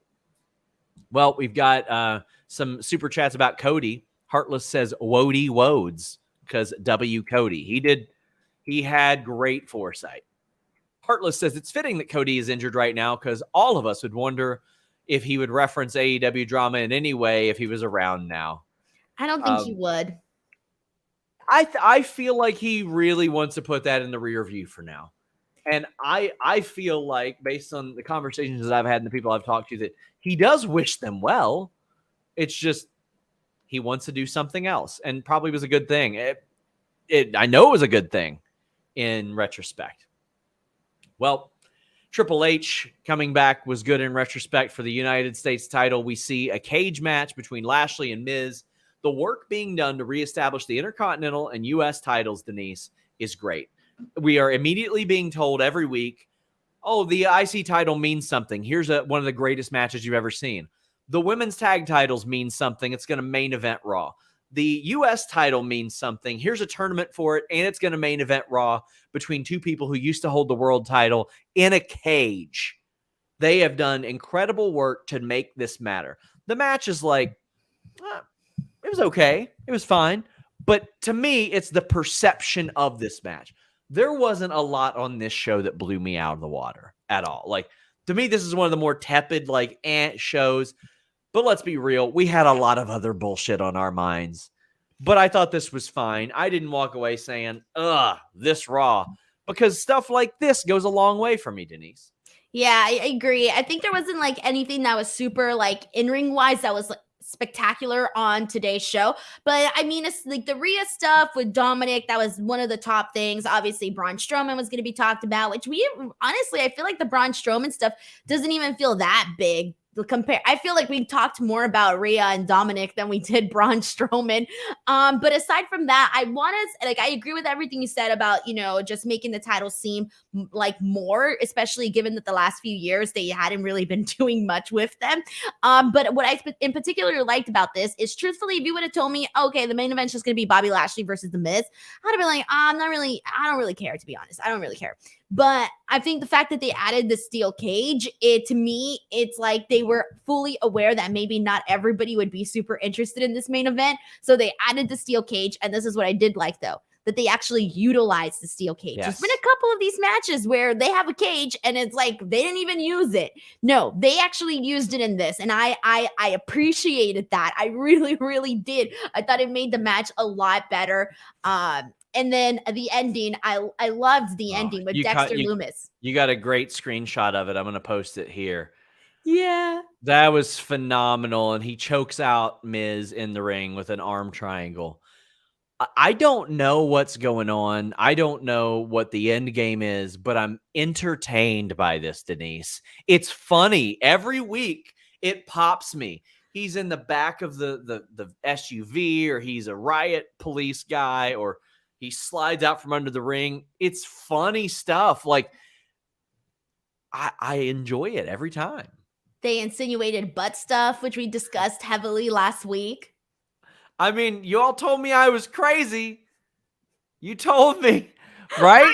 I did tell you were crazy. But it turns out that you're onto something. There you go. Yeah, so great camera angle, by the way. Great camera shot for that. Dexter Lumis coming up there, because I wasn't expecting. I mean, I was expecting him, but I wasn't expecting him to come out the way that he did. We got Dick the Cock Johnson saying, enjoyed Raw more than I feel like I should have. The shot of Dexter was incredible. Hey, man, if you enjoy it, you enjoy it. And you don't like owe anybody not enjoying something in that sense. Quote, the Raven says, with the way Triple H is allowing Dexter Lumis to keep showing up, next week the roster will rebel for creating a hostile work environment. Well, he doesn't keep allowing it. He keeps getting away with it. Like, he keeps sneaking in. Well, I mean, like, he kidnapped a man, apparently did butt stuff, and I mean, there should be some repercussions there. What? Sure. He doesn't have a job there. Well, I'm just saying they should have better security then. Yes. By the way, guys, FightfulSelect.com. If you want some more, Alex Palowski has a Sour Graps post show going live right now.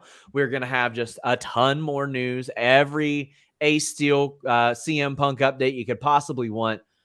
We've already got several of them, just several of them. So please go subscribe, FightfulSelect.com. We are inching closer and closer to 10,000. Quite honestly, I've never wanted anything in my professional career more than to reach 10,000. Jimmy has said all along that it would happen. I didn't think it was a possibility until this morning. And you guys have just been incredible. And you've been incredible, still sending super chats. So we're going to wrap up on a lot of super chats still about this situation.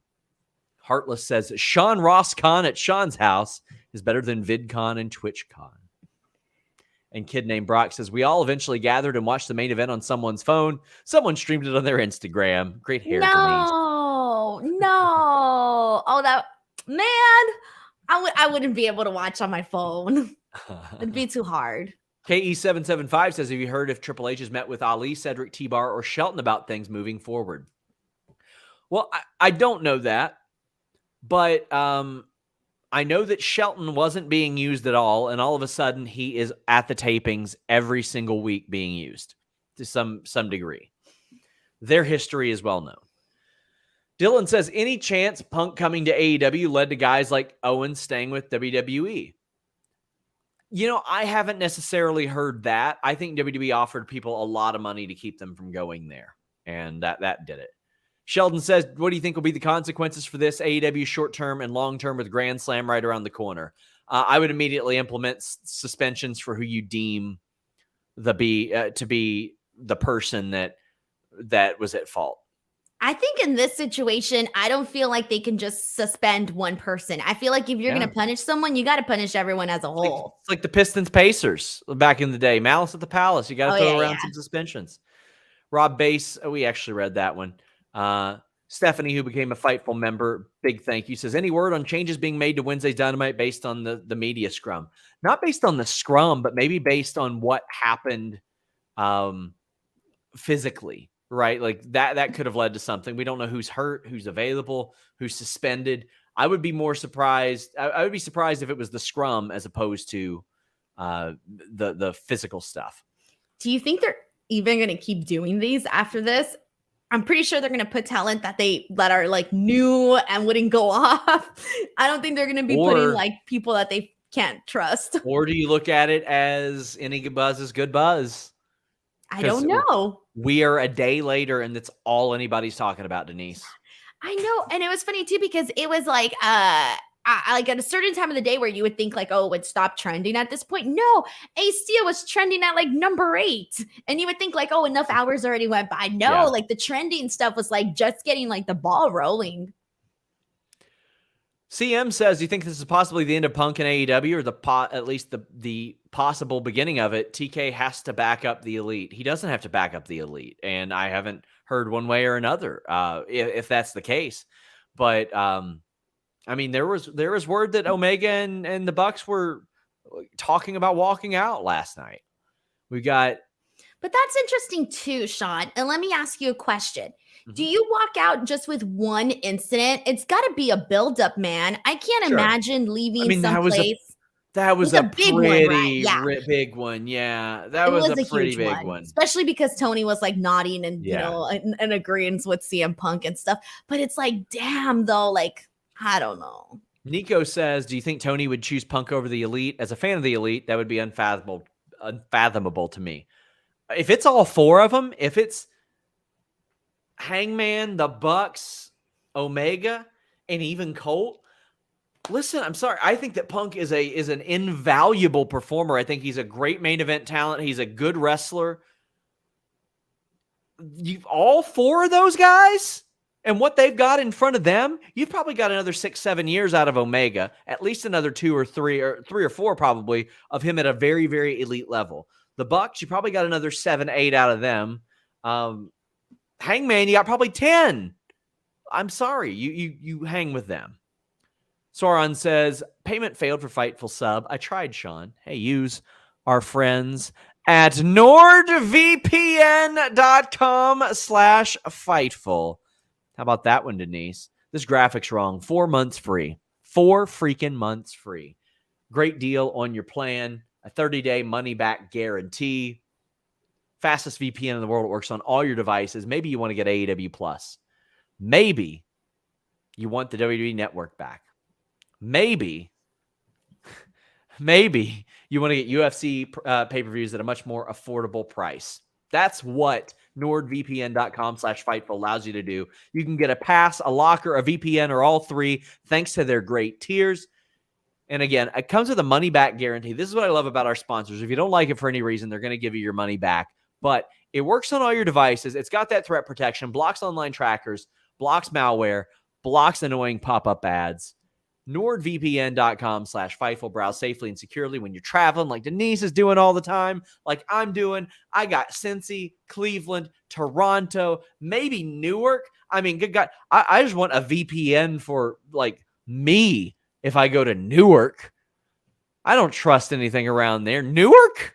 NordVPN.com/Fightful. If you're in Newark, you can change your virtual location to anywhere else. And you probably should. We still got plenty of super chats, so let's get to them. N. Simmons says the Triple H promo to Punk hits different now. Yeah, I mean, once a week, that'll be relevant. Nicholas says, found it funny Tony made it seem like on the scrum, WWE ran 2 pay-per-views this weekend on purpose, so All Out wouldn't do big. Okay, so here's my thoughts on that. I got no problem with them doing Clash at the Castle whatsoever. That was on a different continent, a different day in the afternoon, whatever. When Worlds Collide was very clearly meant as some sort of competitive thing for that. Also, WWE knows when AEW runs pay-per-views. It's on Memorial Day weekend and Labor Day weekend. It ain't a secret.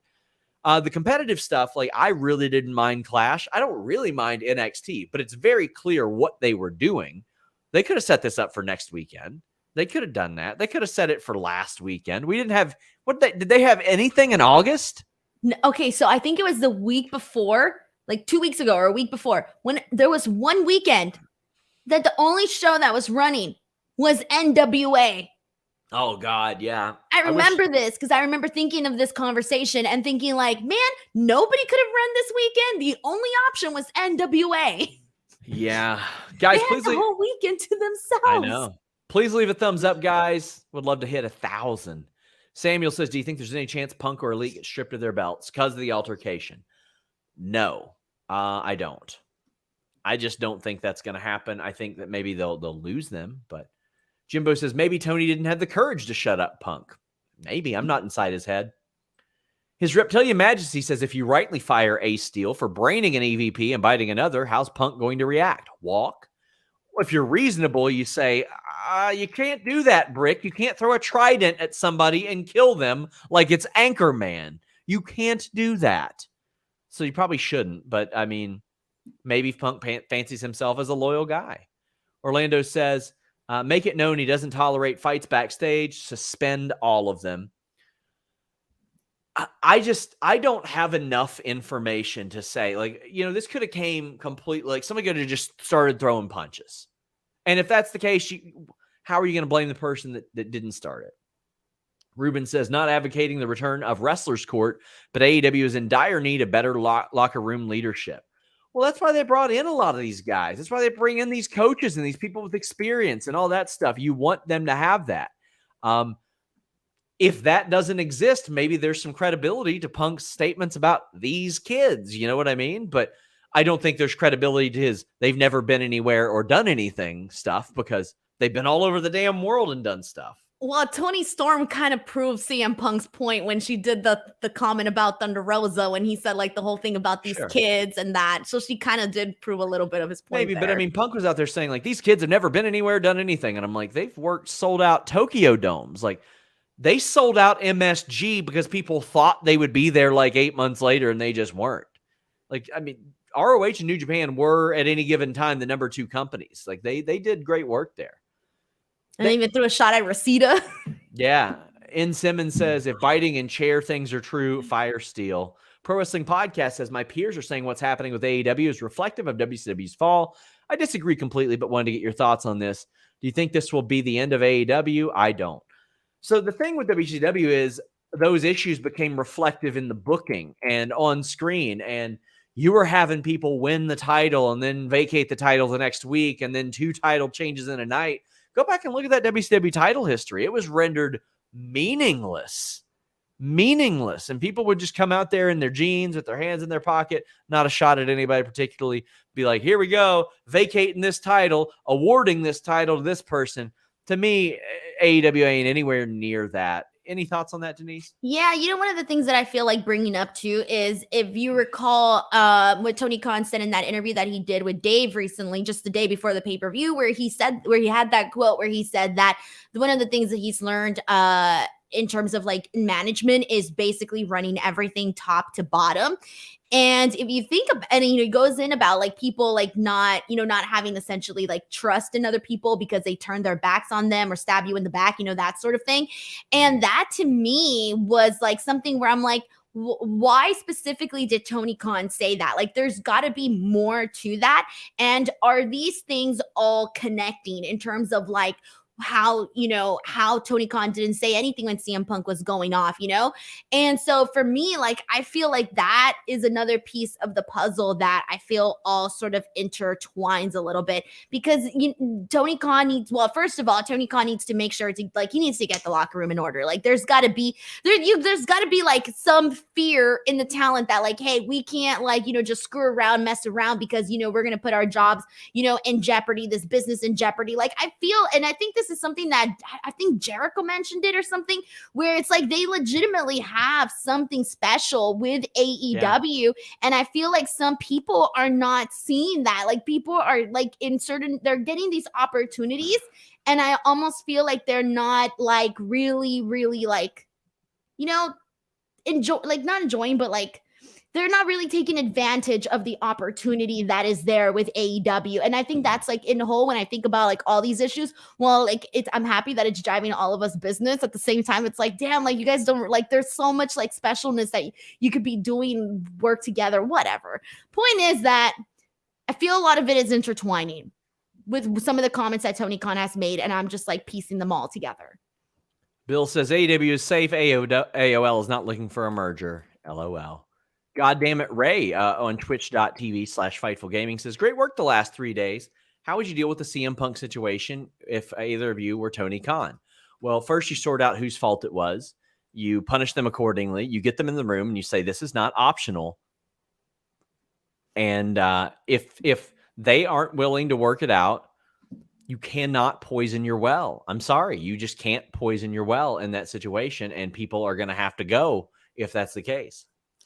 I personally would have gone a different route in naming certain people EVPs, because I think some people are going to be talent, and then some people are going to, a talent and an EVP have different roles and different mindsets. Instead of being the center of the drama, you should be diffusing the drama between the talent. Like, you should not be part of the drama. So for me, I think that, like, first of all, finding people that he trusts, because clearly there's trust is an issue based on some of those quotes. So finding people you trust, people that have respect in the locker room, that are going to be there to diffuse situations and to help people see the bigger picture. Somebody that can when you have somebody going off, whether it be a CM Punk or Kenny Omega or whoever it is, you have somebody that could be like talking to that person, whether it be Tony Khan himself or just somebody else, because I mean, the man already has like a zillion things to do, and then the NFL season. Well, that's why he's delegated. That's one of the reasons the meeting happened. It's because they said, hey, Tony can't realistically come back and talk to all of you guys. It's just not realistic. That's why we have all this set up, in order to make things easier and delegate and all that. So we'll hear more about that, I'm sure. John says if TK says anything to Punk, then it gets way worse. He's not on TV where they can cut the mic and go to break. He's in a room with media. It gets way worse if TK tries to stop Punk. Yeah, I feel like Punk felt like he needed to get that out, and anybody that would have stopped him would have probably just, who knows how he would have reacted. What do you do in that situation, Sean? If you're like, what do you do? Do you stop him? There's realistically nothing you can do to keep the peace with CM Punk. He was dedicated to saying what he was going to say. He was determined to say what he was going to say. It's very clear that he had made that clear to Tony Khan in the past as well. But Niconic says, actually, we read that one. KE775 says, do you expect any more AEW to WWE defections in the next 12 to 18 months? Seems like WWE has the opportunity to steal some male-female talent. In the next 18 months, yes, absolutely. There will be some, because that carries you into early 2024. Nerd Guru says, I don't know what all the mess speaks to more, the Punk problem, or the Punk is a big, big problem, or that Cody was the glue, or that Cody jumped off the ship. I think Cody jumped off the ship. I think he saw some things. Drew Oakley says, Punk, Steel, Larry versus Omega, Bucks for the Trios title. Ryan says Punk, Tony's comment on Rosa, and the acclaimed question. Tony Khan sitting there nodding and smiling. These scrums seem like trouble. I don't think Tony's comment was egregious at all. The acclaimed question, you're going to get asked that. It's a media scrum. I mean, did some people agree with it? No, but you're going to get asked booking stuff, though. I think it was more so the timing, like the argument of that. If you're going to ask that question, I think you would save it until Tony Khan is there That's by fair. himself I don't versus disagree with Tony that. Khan with With them. Keith Lee and Swerve, because they ain't going to call it on their own. They're not going to make that call on their own for sure. Right, exactly. So I do feel like that maybe should have been a question for when Tony Khan was there by himself, because it depends too, because there's a lot of people that are there for the first time that, this is their first time, doing these things. So they don't always like know like exactly what the, I don't know, like the unsaid spoken, it's just those things that are like unspoken and you just know based on going to all of these things. So I thought like, you asked Tony Khan that question, like why didn't you call an audible? That's perfectly fine. But I do think it should have been asked when it was just Tony Khan by himself. Nicholas says, I'm convinced Punk will drop the title this week. He'll be fined and suspended 30 days minimum. MJF and Eddie will fight for the title at Grand Slam. Says Nick Jackson is very lucky he's not in a coma from the chair shot. Hope Ruby is okay too. Ruby did get busted up a little bit. I don't think we're going to see Punk drop the title this week. I would be shocked. Jam That Jam says, AEW related. Sorry, any words on the rumor that after the squash last night that Starks is gone or hurt? That match was really strange. It seemed like both guys were getting pushed until last night. I will have an update on Fightful Select tomorrow, but I've been trying to work on that all throughout this weekend. I don't have any information that I can share right now, but I know that I'll have that information by tomorrow. Adam Weller says, I commentate on a Nord co-founder who races cars, tempted to try to sell him on Select. Hey, tell him thank you. I love his product. Noel James says, Sean, why don't you just have the Fightful live show at a Tim Hortons after Dynamite? I think they're closed that late. They're closed. Throw some money at them and maybe they'll stay open.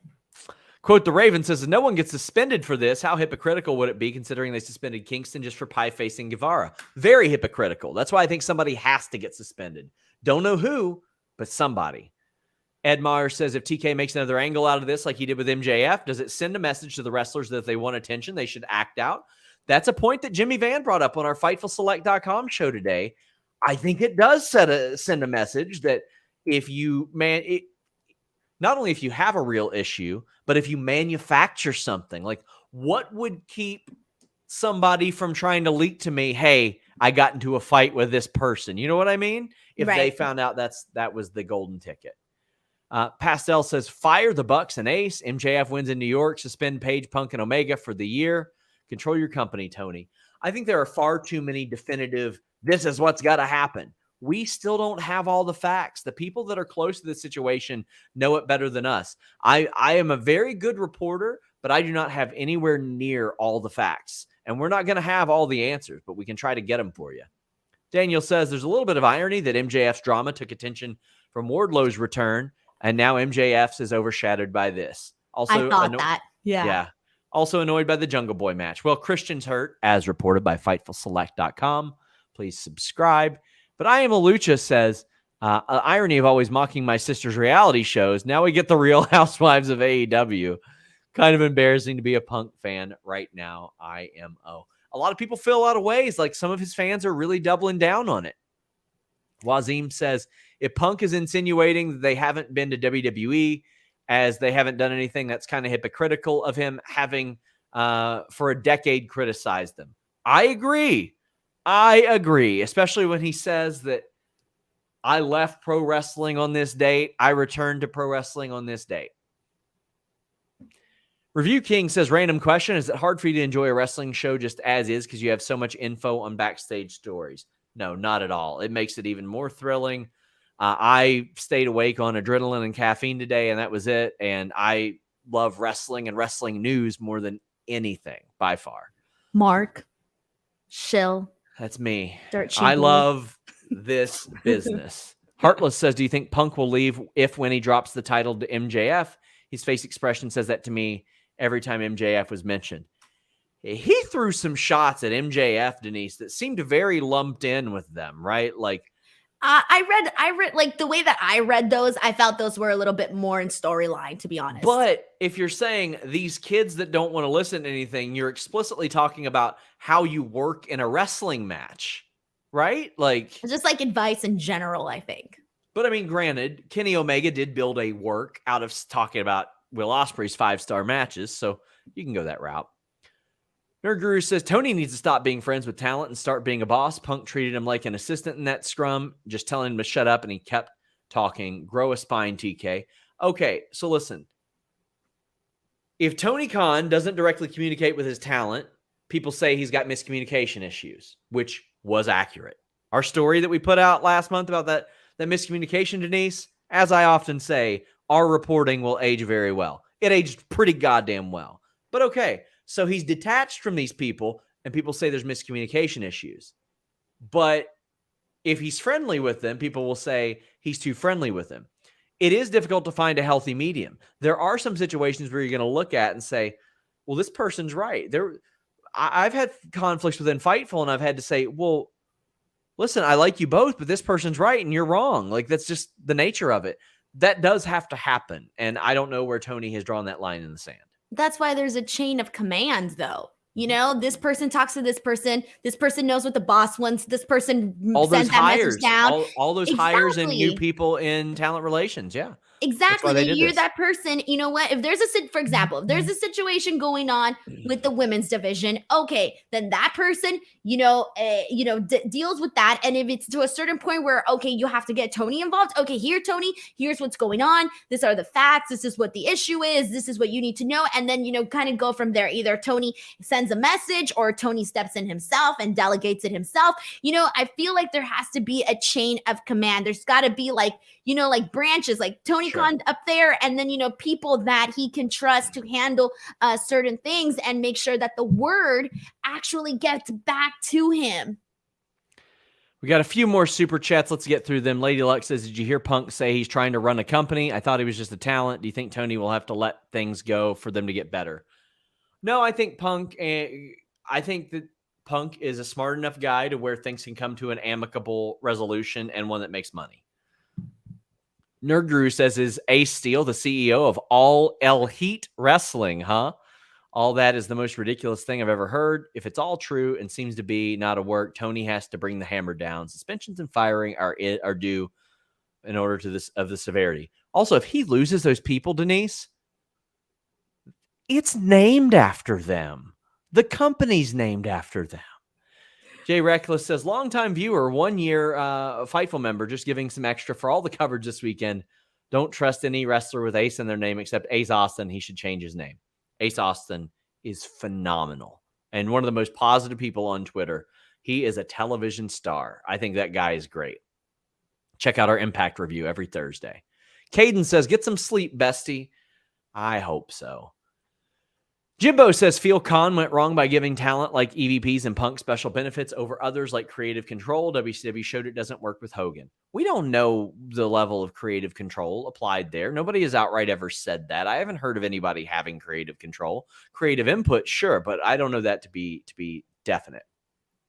1 year Mark Salou says, Mondays are the best because we get SRS and the super sub. Love you guys. What did Punk mean when he says he's got a business to run? I think that he feels like he is responsible for these gates when he is main eventing. I feel like that's what he meant by that. I don't think he's running the company. No, I think he meant like, dude, come on. You got to think about him. Okay, when he came into the company, everybody was like, oh, is he a needle mover? Is not a needle mover? You remember that whole argument, that whole thing? I think that CM Punk was basically saying like, dude, I'm just trying to, sell tickets, make money for this company because they obviously, spent money on bringing me in and I want to make sure I generate that money back. That's the way that I took that. Bill says Tony should be the owner and have a trusted head like Dustin or Jericho as head of operations. He's very dead set on being the booker. He's wanted to be the booker. He's going to be the booker. That was made very clear to me. Directly, he's the booker gonna be, so that's not gonna happen. Chi-Town Spurs says, as a born and bred Chicagoan who cheered his lungs out for Punk and Hoffman Estates last night, 24 hours later, I only see him as a 45-year-old man-child. What a time to be alive. What I would say to that is, regardless of if you agree with him, not agree with him with the words, everybody has their bad nights. Everybody has their own journey. I had people in Fightful Select that's like, why do you say any nice things about this person? Because he said this that one time. And I was like, okay, I would like to think that one thing, which is not something so egregiously terrible that you can't possibly forgive them, defines that person more than their other actions. However, does Punk have more of these than usual? Yeah, you could say that, but I'm not ready to say that based on just yesterday. I would like to see some action taken about the action that followed, because is that good business for us? Yes. Do I like hearing that about talent? I'm not like, yes, they're fighting. No, I don't want to hear that, because people can get fucking hurt. And if they can't do what they do in the ring, I can't do what I'm doing, and Denise can't do what she's doing. We got nobody to talk about if they're hurt. Sean says, was in the audience tonight, so I hope we're on a good show for you guys watching at home. As for the Punk news, I hope TK has a heart-to-heart with Punk. He was speaking like it was his company. He absolutely was speaking like it was his company. That is true. And if I owned the company, I mean, if I paraded around and said, I own Fightful and whatever I say goes, I would expect Jimmy to be like, hey, man, you own part of the company, but I still can say something about this. Although it was funny, Denise, somebody threatened to call Fightful HR on me this weekend. What? Yeah. Why? Some guy was trying to get clout off of me because we posted the EC3 Velveteen Dream thing. And that is a story that EC3 had told me off the record over 2.5 years ago. I couldn't run it because the other people I got to confirm it wouldn't go on the record. And especially with things like that, where somebody's being filmed without their consent, you don't want to put somebody on blast that does not want to be put on blast. They are a victim in that situation. And somebody was like, oh, you're trying to hit clout saying you knew it before. I'm like, no. What I was doing there is saying, hey, guys, I know you might not believe EC3 because he said some pretty saucy bullshit in the past, made some pretty edgelord jokes, but this isn't just something he's throwing at the wall. This is something that he has mentioned before, and the details are the same. And that person was like, I'm going to call Fightful HR on you. So are they going to call me? I want to be HR. I turned around that sign and I said, how can I help you, sir? Blocked him. You should just make like a fake voice. Hello, yes, this is Hello? Fightful HR.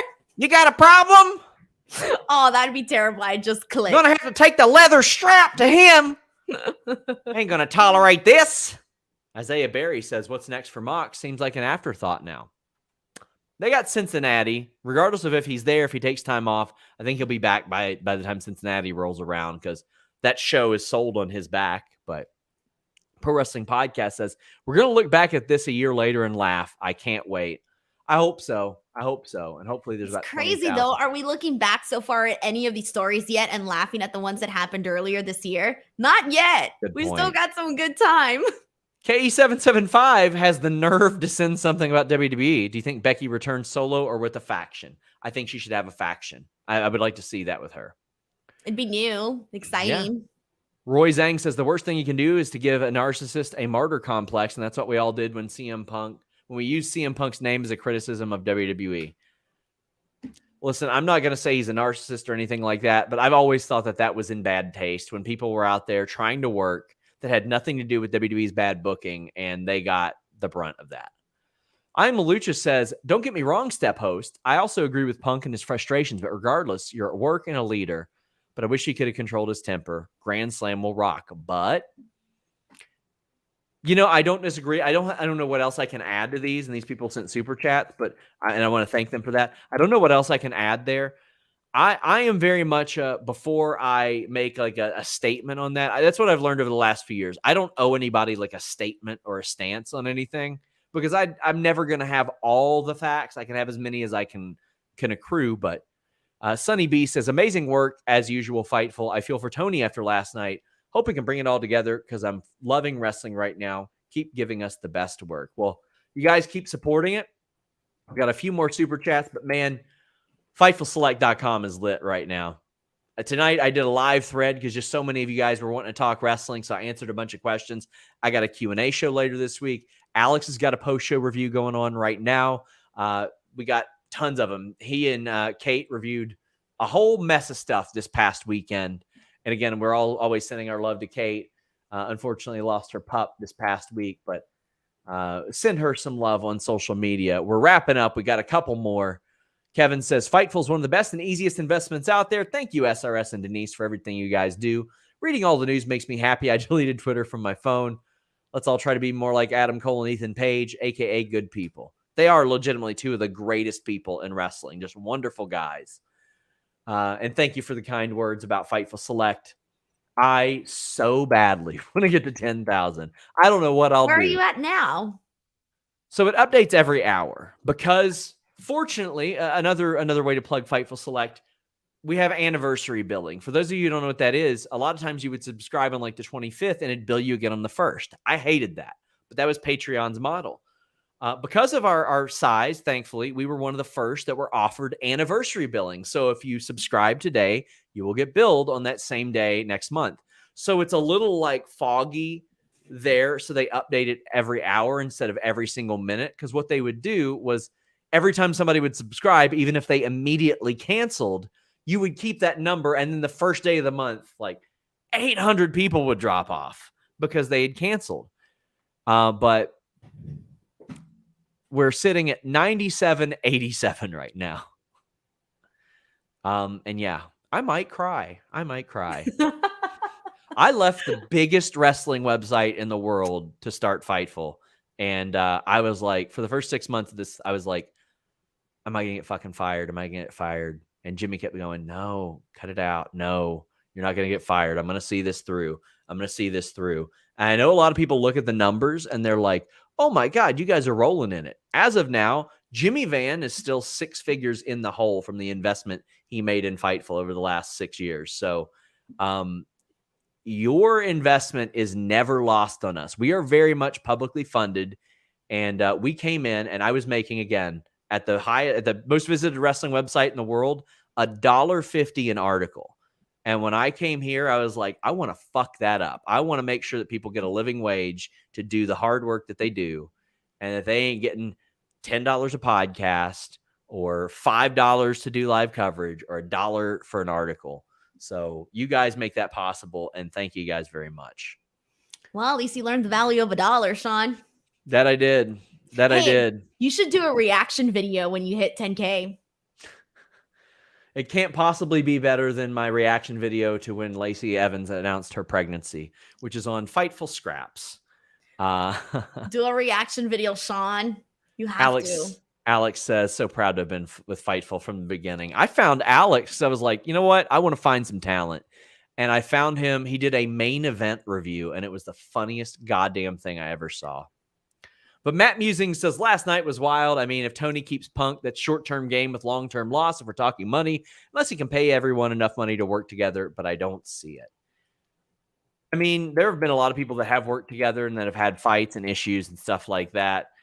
I mean, Sid and Arn had a stabbing situation and they ended up working together. You never know.